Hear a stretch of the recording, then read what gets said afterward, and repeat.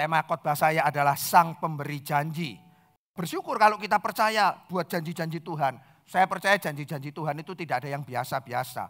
Janji-janji Tuhan itu tidak ada yang kecil. Janji Tuhan itu selalu luar biasa bagi kehidupan setiap kita.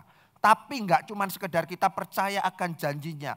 Lebih daripada itu percayalah kepada Sang Pemberi Janji. Karena Dia yang memberikan janji kepada setiap kita itu, Dia adalah Allah yang setia. Dan kalau Dia setia, saya percaya Tuhan pasti akan mengenapi janjinya di dalam kehidupan setiap kita.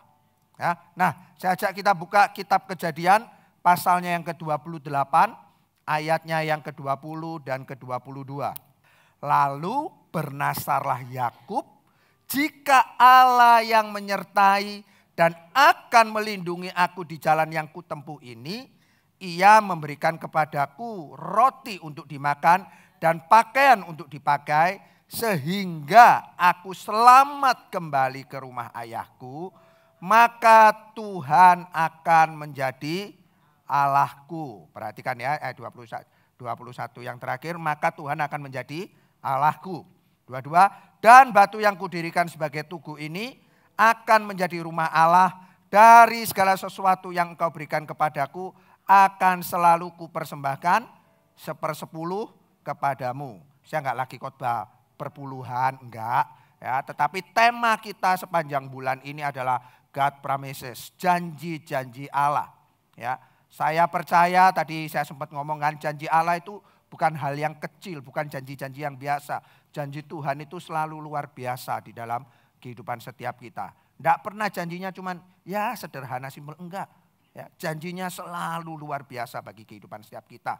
Nah, Kejadian 28 ini tadi adalah ketika Yakub ini sedang melarikan diri. Setelah dia habis menipu, ya, setelah dia menipu kakaknya Esau dengan merampas hak kesulungan itu, ketika Ishak sudah lanjut usia, dia mau berdoa, mau memberkati kedua anaknya, ya. Yakub ini kong kali kong dengan mamanya, ya. Akhirnya singkat cerita berkat doa yang didoakan oleh Ishak yang seharusnya menjadi bagian Esau, menjadi bagiannya Yakub, karena dia merebutnya dengan cara menipunya, dengan cara membohonginya, ya. Dia pakai apa? Pakai baju yang kan katanya Esau itu berbulu lebat gitu kan, kayak King Kong gitu kan. Sedangkan si Yakub ini enggak sama sekali. Entah dia pakai jaket, entah pakai baju. Pokoknya si Ishak ini sudah tua, sudah rabun matanya. Pokoknya dia rasakan, oh iya ini berbulu nih. Ini berarti Esau. Didoakan hak kesulungan yang terbaik. Padahal itu bagiannya Esau, dirampas oleh Yakub. Ya. Dan kita tahu juga Yakub itu artinya di firman Tuhan dengan jelas katakan adalah penipu. Nah, sekarang kembali ke ayat 20 sampai 22 tadi dari Kejadian 28. Siapa? Yakub bernasar, Yakub itu janji. Kalau Tuhan menyertai aku, melindungi aku, kan dia melarikan diri kan, berarti sudah enggak di rumah kan, dia melarikan diri, dia ngomong. Ya, waktu itu kalau enggak salah mimpi di Betel, dia ngomong, kalau Tuhan nanti melindungi aku, menyertai aku sampai aku balik ke rumah ayahku, ya, kamu nanti akan jadi Allahku. Ya kan, terus ayat lanjutnya juga ngomong, kalau nanti kamu memberkati aku sedemikian rupa, aku akan kasih 1/10. Gampangannya gitu, saya sederhanakan. Nangkep ya sampai sini ya. Ya. Seberapa sering perkataan Yakub ini mungkin sama di dalam kehidupan kita, termasuk saya. Saya enggak ngomong Anda, termasuk saya. Benar enggak?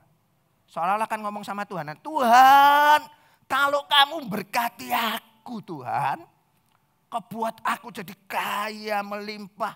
Pokoknya aku berkecukupan Tuhan. Ya, mau punya rumah gede cukup uangnya untuk beli. Mau punya pesawat gede 10 cukup untuk beli. Aku akan menyembah engkau. Engkau akan tak akui sebagai Tuhan dan Raja dalam hidupku. Engkau bukan cuma penyelamat, pokoknya engkau segala-galanya bagi aku. Atau kalimat yang berikutnya aja, yang kayak 1/10. Kalau kamu berkati aku Tuhan, aku janji ngasih 1/10. Persepuluhan nanti buat kampus Siwalan Kerto. Kalau kamu berkati aku lah, aku enggak mau berkati Tuhan, mana bisa aku ngasih. Nangkep maksud saya sampai sini? Apakah itu gambaran saya atau gambaran kita semua? Atau enggak ngerti atau saya ulang ini sampai 10 kali. Ya. Terkadang kan itu yang terjadi dalam kehidupan setiap kita. Kalau engkau menyembuhkan aku Tuhan dari sakitku, janji aku akan datang ke CG. Oh kok CG? Ke gereja. CG nanti ke gereja aja, ke gereja. Kamu lagi nyembunuh aku dari penyakitku ini Tuhan, janji. Aku nanti datang ke gereja. Janji aku melayanimu Tuhan. Kalau engkau memberkati aku sedemikian rupa, ya wislah Tuhan. Aku dengan suaraku kayak gini, aku nanti ikut servo, aku mau jadi WL. Apakah yang saya ceritakan ini sama? Terkadang-kadang itu terjadi dalam kehidupan setiap kita. Mungkin sadar gak sadar itu yang terjadi dalam kehidupan setiap kita. Ya. Tapi hari ini saya cuma bagikan 2 sih. Ya biasanya 3, tapi hari ini saya mau 2. Ya supaya gak molor nanti ini ya.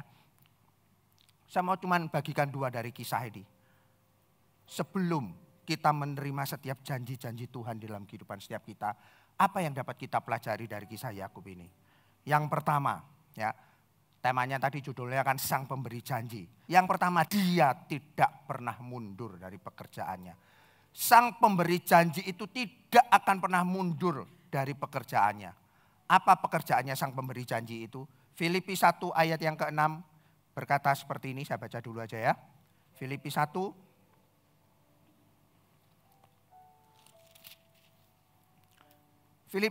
ayat yang ke-6 berkata seperti ini. Akan hal ini aku yakin sepenuhnya, yaitu Ia Tuhan yang memulai pekerjaan yang baik di antara kamu akan meneruskannya sampai pada akhirnya pada hari Kristus Yesus. Artinya Tuhan yang memulai sesuatu pekerjaan yang baik di dalam kehidupan Yakub. Tuhan yang memulai segala sesuatu yang baik di dalam kehidupan setiap kita. Dia bukan cuma sekedar memulai. Dia akan meneruskannya sampai terakhir. Sampai kedatangan Yesus Kristus Tuhan. Makanya tadi saya katakan yang pertama, dia tidak akan pernah mundur. Dia tidak akan pernah berhenti dari pekerjaannya. Pekerjaannya yang baik yaitu apa? Mendidik setiap kita. Ya. Kenapa saya ngomong dari kisah ini? Kita tahu dengan yakin, dengan pasti firman Tuhan soalnya nulis. Arti nama Yakub itu penipu. Ya. Kalau Bapak Ibu baca di kejadian sebelum-sebelumnya, sebelum pasal 28. Ketika masih ada di dalam kandungan. Tuhan sudah ngomong itu nanti akan lahir anak kembar. Yang adiknya nanti itu akan lebih berkuasa daripada kakaknya. Ya. Dan dikatakan dia seorang penipu. Ya. Ngomong konteksnya Yakub ya, dia seorang penipu. Ya. Saya cuma bayangkan gini loh, ngapain ya Tuhan ini kok sudah menubuatkan kalau yang adiknya ini menipu terus. Kan capek ya, seorang penipu diproses. Enggak berhenti sampai jadi apa yang Tuhan kehendaki. Nangkep maksud saya. Karena enak nggak usah jadi seorang penipu, orang yang baik-baik aja, prosesnya akan lebih gampang. Kan sama seperti saya katakan tadi, kadang Tuhan itu memproses kita padahal kita ini hitung-hitungan loh sama Tuhan. Tuhan, kalau kamu buat aku seperti ini, aku mau. Kalau engkau buat aku seperti ini, aku mau. Kalau kamu enggak buat ini, aku enggak mau. Sulit memproses orang yang seperti ini. Benar enggak?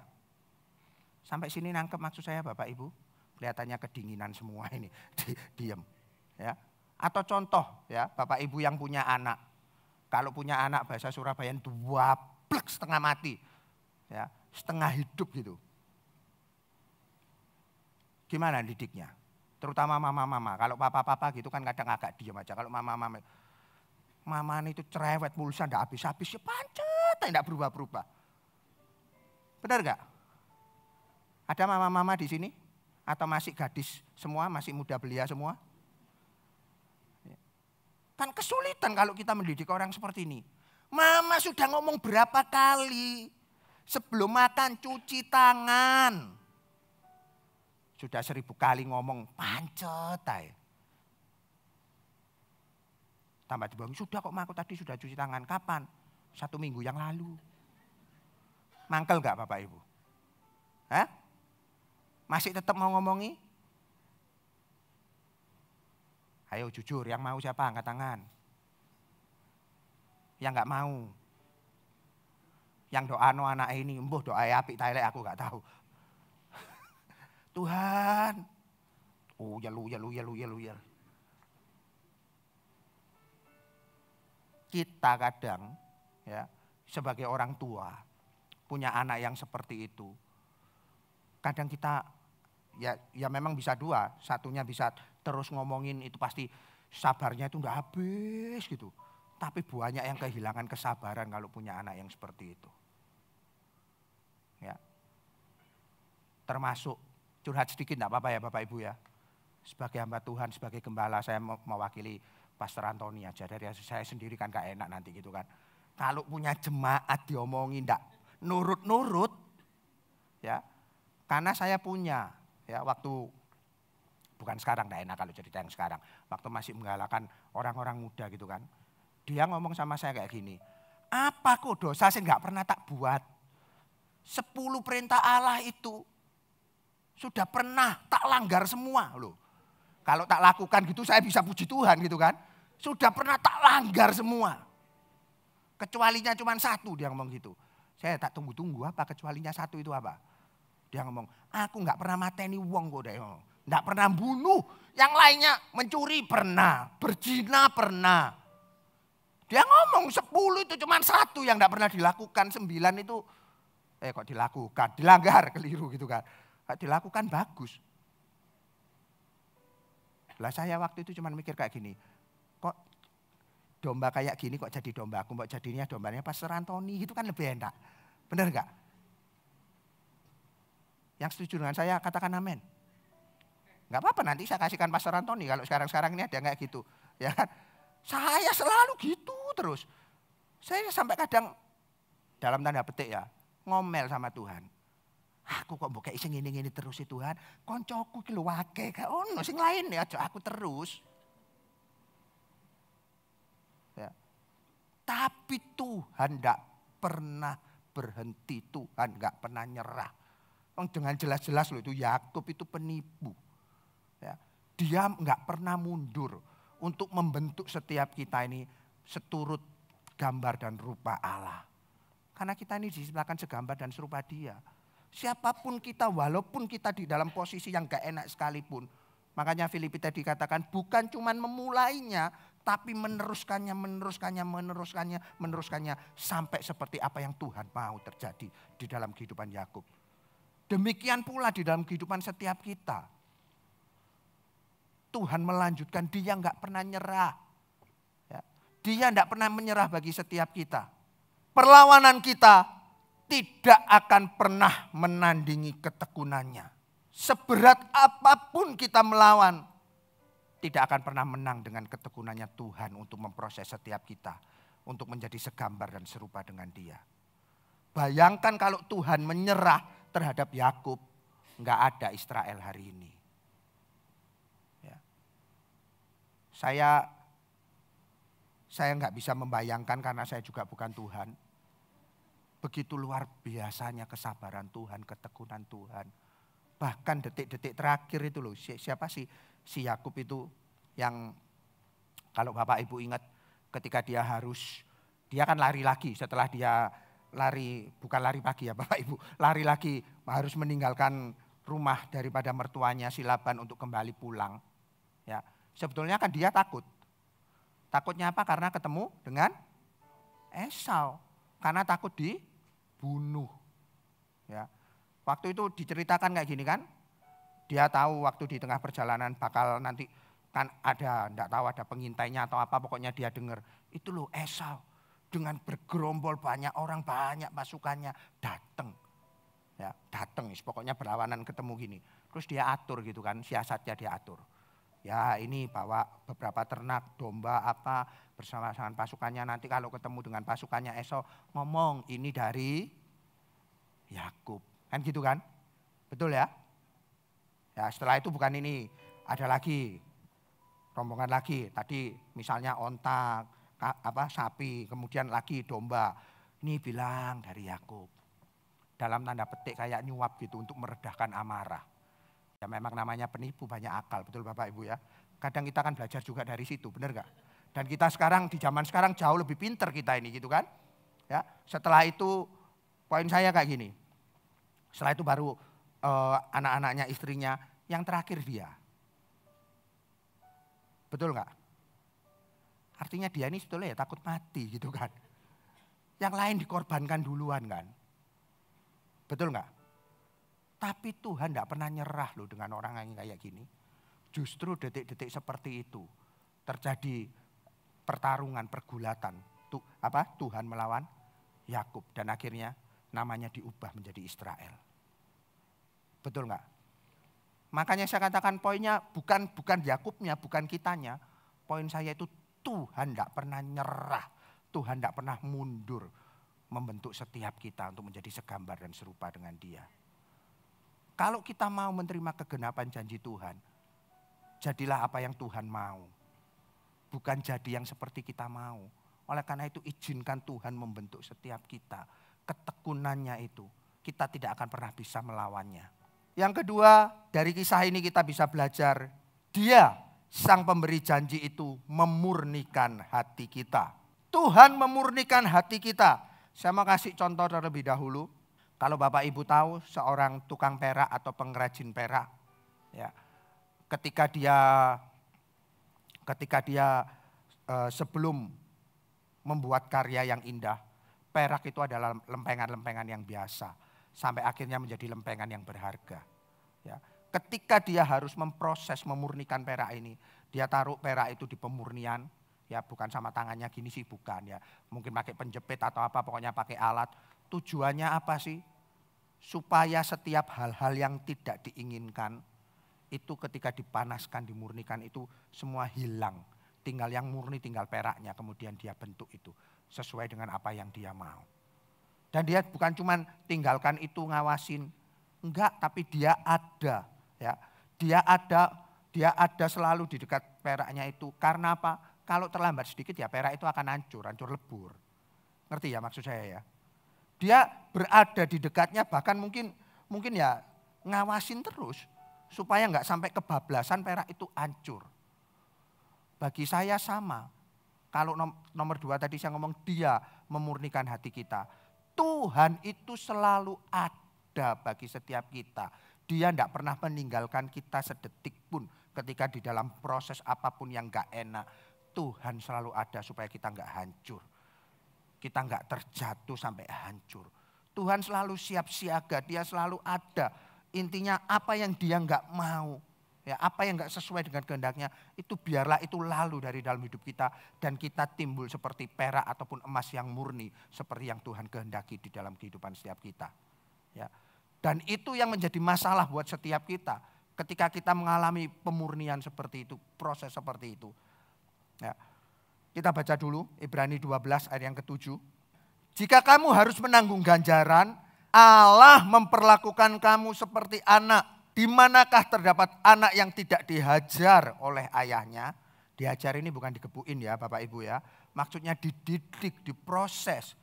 Tuhan menggambarkan seperti hubungan seorang ayah dengan anaknya. Ketika kita masuk di dalam proses itu. Lanjut ayat 10. Sebab mereka mendidik kita dalam waktu yang pendek. Sesuai dengan apa yang mereka anggap baik. Tetapi dia menghajar kita untuk kebaikan kita. Kita dididik supaya kita jauh lebih baik. Supaya kita beroleh bagian di dalam kekudusannya. Ya. Rintangan terbesar yang dihadapi oleh Tuhan. Itu adalah diri kita sendiri. Ya. Ketika kita diproses. Ketika kita dimurnikan. Atau bahasa kita biasanya ketika kita ada di padang gurun. Kecenderungan kita sebagai manusia biasanya menyalahkan Tuhan. Ya. Makanya saya kasih itu tadi kan. Rintangan terbesar yang dihadapi Tuhan adalah diri kita sendiri. Ya. Sebetulnya ketika kita di dalam masa pendisiplinan itu adalah sebuah proses bagi kita untuk belajar. Ya. Disciples, murid. Ya sama itu disiplin, akar katanya seperti itu. Kita jadi murid. Ya. Bahkan kembali ke cerita Yakub tadi, saya percaya ketika Yakub tadi, sejak dia dari lahir, dia dikatakan seorang penipu. Tuhan itu lagi proses dia. Ya, bayangkan dari seorang penipu kemudian dia menjadi seorang pahlawan Allah. Ya. Terkadang ya, Tuhan itu tidak perlu menunggu kita sampai jatuh ke dalam dosa baru bisa mendisiplinkan kita. Tetapi di dalam setiap hari Tuhan selalu aktif di dalam setiap langkah kehidupan setiap kita, sama seperti seorang anak yang sedang mengalami proses belajar mengajar. Dia selalu aktif menuntun kita, dia selalu aktif mengajari kita, ya kan? Mengajari kita supaya apa? Kita jauh lebih baik. Sama seperti saya ingat, kalau saya sebagai orang tua ataupun Bapak Ibu yang jadi orang tua, ketika anaknya masih kecil, bagaimana kita ngajarin mereka berjalan, bagaimana ngajarin mereka apa? Banyak, kalau mau ngajarin apa, termasuk sekarang pun ya. Saya sudah saya lupa rasanya tempat ini, saya pernah ngomong terakhir-terakhir ini sudah hampir 6 bulan ini. Saya ajarin anak saya yang cewek sudah 17 tahun belajar nyetir, ya kan, mengemudi mobil, ya. Sampai satu titik, 2 kali sih lebih tepatnya, bukan 1 sih, 2 titik gitu kan. Ya sudah bisa nyetir apa gitu, terus kemudian dia cuma tanya kayak gini, "Dad, cara nyalakan mobilnya gimana?" Lucu ya, sudah bisa nyetir, sudah di jalan raya, enggak bisa nyalain mobil. Ya, saya baru nyadar, kenapa enggak bisa nyalain mobil? Karena selama ini ketika keluar dari rumah, yang starterkan saya, yang nyetir saya dulu sampai ke tempat dia harus belajar nyetir. Ya, bahkan ketika pulang ke rumah, ya terakhir-terakhir ini baru saya izinkan sampai pulang ke rumah, dia tanya, "Matikannya gimana, Dad?" Ya, kalau dulu ya gitu, habis belajar nyetir, saya kembali setir lagi pulang sampai rumah. Poin saya gini, ketika kita mengajari, ini ngajarin hal yang baik loh. Kalau ngajari hal yang didik, yang penipu tadi untuk jadi baik, itu jauh lebih susahnya luar biasa. Betul nggak? Bukan cuma tumpang tangan, mungkin sampai tumpang kaki gitu kan. Ya. Dan pendisiplinan itu, proses itu kita yang harus terus menerus aktif. Saya tahu, seperti saya kasih contoh tadi ketika ngajarin anak saya mengemudi, ya pelan-pelan. Saya waktu ngajarin dia pertama kali, ya saya doa gitu kan. Saya doa, dia ngomong, "Alah Dad, ngapain pakai doa? Lu ya takut nilai nabrak nanti ya kan." Pertama iman mobilnya gitu kan. Yang kedua kalau nabrak orang itu urusannya panjang gitu kan. Apalagi mobilnya kan besar, mobil saya, dia langsung, anak saya kecil mobilnya besar gitu. Kalau mobilnya kecil anaknya besar masih gak apa-apa gitu kan. Ya, tapi ya itu tadi, kita harus secara aktif, saya ngajari pelan-pelan. Ya, antara dia harus ngegas terus belok kiri, belok kanan, ini ngimbanginya. Itu harus, enggak bisa sekali jadi. Betul enggak? Ya. Apalagi saya bisa membayangkan Tuhan ketika didik Yakub sang penipu itu. Kok sedemikian rupa ya. Kalau saya mungkin sudah angkat tangan mungkin. Ya. Tapi satu hal yang harus kita tahu. Tuhan itu selalu menerima kita apa adanya. Amin. Tuhan selalu dengan tangan yang terbuka. Siapapun kita. Tuhan selalu menerima kita. Cuman dia tidak mau setiap dosa-dosa kita. Apa yang enggak berkenan. Yang enggak seturut dengan gambar dan rupa kita. Dia mau buang itu keluar dari dalam kehidupan setiap kita. Amin. Nah, kadang pendisiplinan yang Tuhan lakukan itu sakit. Ya. Apalagi kalau ngomong tentang hal yang enggak benar, tentang dosa yang kita buat. Ya, itu sakit bagi setiap kita. Tetapi Tuhan melakukan hal ini, ya. Hal apa? Dia ingatkan kepada setiap kita, apa yang kita tuai itu apa? Bukan apa yang kita tuai, apa kita akan menuai apa yang kita tanam. Ya. Kita akan menuai apa yang kita tanam. Di dalam kisah Yakub ini, dia dengan jelas, dia sudah pertama waktu Esau datang kepada dia ngomong kan, minta sepiring kacang merah, dia ngomong, "Tukar dulu dengan hak kesulunganmu. Kalau enggak tak kasih." Betul enggak? Itu pertama kalinya Yakub nipu Esau. Yang kedua ya tadi yang sempat saya katakan waktu Ishak berdoa, dia tipu Esau lagi. Berkatnya buat siapa? Buat dia. Ya. Dia menanam seperti itu. Apa yang dia tuai? Dia juga ditipu oleh papa mertuanya sendiri, oleh Laban. Betul enggak? Kok kelihatannya enggak pernah baca kitab ini, betul ya? Ditipu apa yang pertama coba? Kalau yang pernah baca apa ayo coba. Biar enggak saya sendiri yang ngomong apa? Oh kambing benar. Yang satunya sebelum kambing. Jangan ngomong domba loh ya, podo ae nanti. Anak. Iya kan benar kan? Dia cinta sama Rahel. Tapi di hari pernikahannya dibujui. Song ya kan bukan song sih. Dikasih Lea. Puji Tuhan kalau dapat 2 puji Tuhan gitu kan. Saya bukan ngomong itunya. Maksud saya apa yang Yakub tanam dia tuai itu. Tuhan ingatkan itu. Makanya tadi saya katakan ketika kita di dalam proses pendisiplinan Tuhan. Ya, Tuhan mau kita ini segambar dan serupa dengan dia. Supaya kita mengalami bagian di dalam kekudusannya. Tuhan mau supaya kita menjadi semakin baik. Tuhan ingatkan kepada setiap kita, kalau kamu menabur sesuatu yang gak baik, ya kamu akan tuai itu sesuatu yang gak baik. Kalau kamu tanam yang baik, maka kamu akan tuai yang baik. Tuhan ingatkan itu ketika di dalam proses pemurniannya, Tuhan selalu ingatkan itu. Ya. Dengan kata lain saya bisa katakan bagi saya termasuk bagi Bapak Ibu semuanya, kalau kita mungkin masih hidup ya di dalam bergelimang di dalam dosa. Hari ini firman Tuhan mengingatkan bagi setiap kita. Apa yang kita tanam. Ya, kita nanti akan menuainya seperti itu. Kalau engkau menanam sesuatu yang baik. Engkau pasti akan menerimanya yang baik. Ya. Dan Tuhan ingatkan ini juga. Belajarlah untuk kita menjauh dari dosa. Ya. Ini bukan masalah Tuhan benar.